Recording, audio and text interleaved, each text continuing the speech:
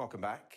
Some of us might just need a little bit more motivation than others when it comes to going on our lockdown walks. Well, perhaps we could take some inspiration from some of the biggest female names in sport. Have a listen to this piece of advice from the Sky documentary, Driving Force. Wanting to prove people wrong was something that was a very powerful driving force in me. If you say I can't do it, it makes me want to do it more. That, of course, the Olympic champion Victoria Pendleton, who joins us now alongside the woman who's been asking the questions, Judy Murray. Ladies, great to have you on the programme both this morning. But Judy, to you first, and not just because of the result in the rugby at the weekend. Just tell us a little bit more about the series Driving Force. You know, as someone who interviews a fair few people every week, I've got to say I'm slightly jealous. Yeah, I mean, it was a great gig for me. It was a chance to explore the backstories behind 10 of Britain's most successful sportswomen. And we're also guilty of seeing the end result, you know, the performance in the Olympics or a Wimbledon final, or even, in the rugby. But we don't hear or see the story behind it, you know, who and what inspired them and helped them, and all the kind of highs and lows and the issues and challenges along the way.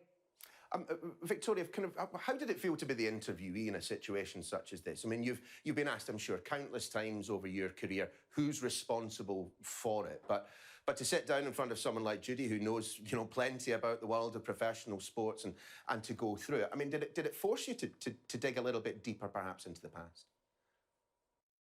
I think it definitely allowed all of the women who were interviewed to really be very open and honest about their experiences. I think speaking to someone who's very experienced in the world of elite sport, and someone as highly respected as Judy Murray, because I'm a massive fan, by the way, and have a very sort of relaxed conversation with her, I think allowed her to access stories and parts of stories that people have never heard before.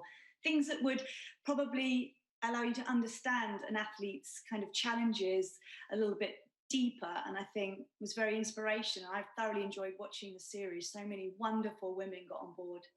Yeah, there is perhaps, Victoria, a tendency for people to focus in a career on the peaks, and there's certainly been plenty of peaks in yours, rather than the troughs. But for the professional athlete, it is as much about those moments when you are at your lowest ebb as coming off the back of an Olympic gold medal.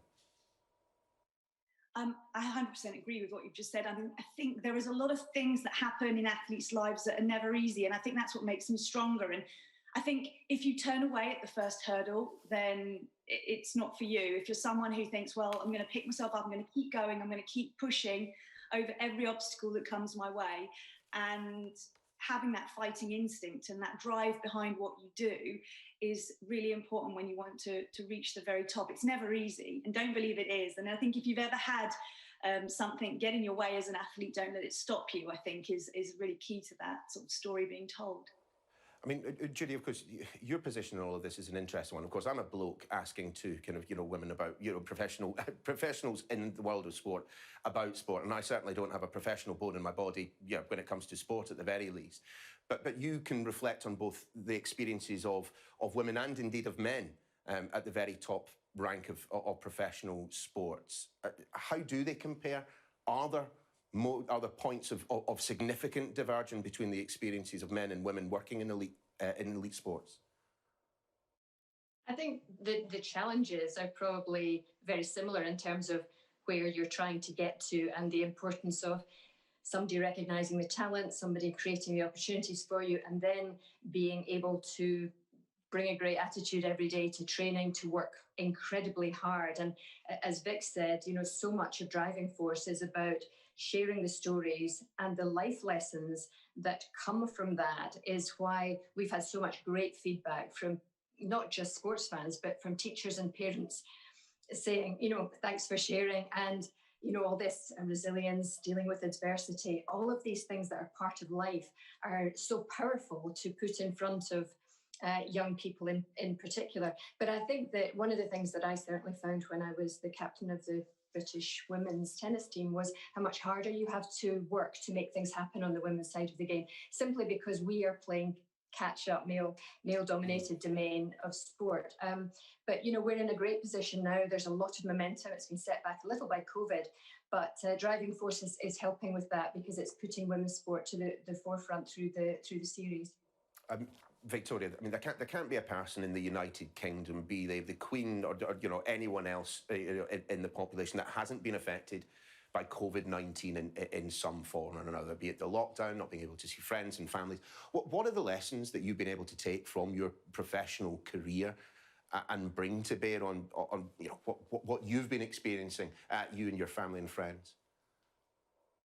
Well, I think when you have a long-term goal as an athlete, you know, you might be looking 4 years in advance, you might be looking longer.